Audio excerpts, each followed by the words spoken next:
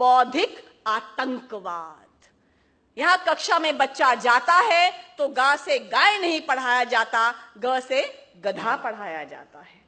जब भगत सिंह, राजगुरु और चंद्रशेखर के बारे में they are not freedom fighters, they are not क्रांतिकारी, जो पढ़ाया जाता है ये एक्सट्रीमिस्ट हैं, ये मिलिटेंट है, ये टेररिस्ट हैं।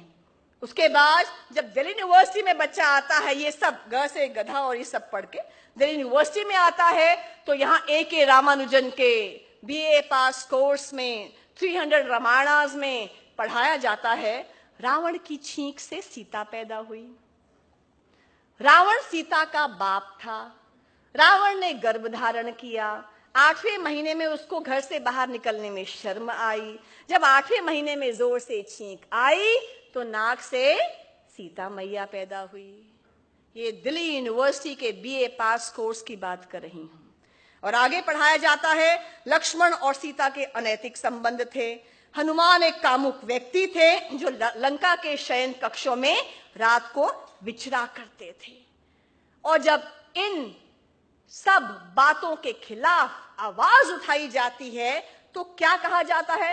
Attack on freedom of expression, Hindu fringe, Hindu extremist elements. लेकिन जिंदगी तो अपने दम पर ही जी जाती है, जिंदगी तो अपने दम पर ही जी जाती है, दूसरों के कंधों पर तो जनाजे ही उठा करते हैं। इसलिए ये जितना कोर्स मटेरियल था आज चेंज हो चुका है। अंत में मैं कहूंगी कि मार्क्सवादी जब विपक्ष में होते हैं तब इनकी विचारधारा का आंकलन मत कीजिए, जब सत्ता में और पक्ष में आते हैं तब विचारधारा का आंकलन कीजिए। पूछिए उस TJ थॉमस से उसका क्या कसूर था कि उसका दाहिना हाथ केरला में इसलिए काट दिया गया क्योंकि उसने एक प्रश्न पूछ लिया था प्रॉफिट मोहम्मद के ऊपर। उसकी पत्नी ने कुछ वर्षों के बाद 10 मार्च को क्यों आत्महत्या कर ली फांसी लगाकर? क्योंकि न्यूमैन क्रिश्चियन कॉलेज ने उनको टर्मिनेट कर दिया था और घर में खाने के लाले पड़ गए थे। पूछिए सर मास्टर जी से कि उनकी दोनों टांगों को क्यों काट दिया गया था? क्योंकि वो मार्क्सवादी परिवार में पैदा हुए, अपराष्ट्रवाद की ओर अग्रसर हो रहे थे। पूछो मास्टर जय किशन से कि क्या उनका जुर्म था कि 8वीं और 9वीं कक्षा के बच्चों के सामने उनकी हत्या कर दी गई? क्यों? क्योंकि एक राष्ट्रवादी व्यक्ति थे, राष्ट्रवाद के पुरोधा थे। इसीलिए these Marxists, when they are in opposition, they talk about freedom of expression. लेकिन जब ये सत्ता में आते हैं, they curb, they crush, they eliminate all opposition. आप राइट टू स्पीच की बात करते हैं, ये राइट टू लाइफ ही खत्म कर देते हैं। इसलिए ये हमें ना समझाएं कि लिबर्टी क्या है और प्रोग्रेसिवनेस क्या है।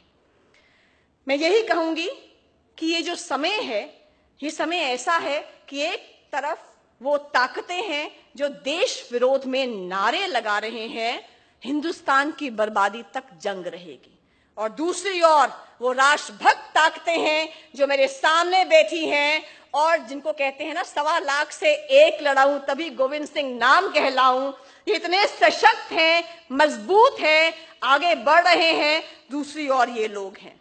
तो ना हम झुकेंगे, ना रुकेंगे, ना टूटेंगे, क्योंकि जो पत्थर चोट लगकर टूट जाता है वह कंकड़ हो जाता है, और जो पत्थर उस चोट को सह जाता है वह शंकर हो जाता है।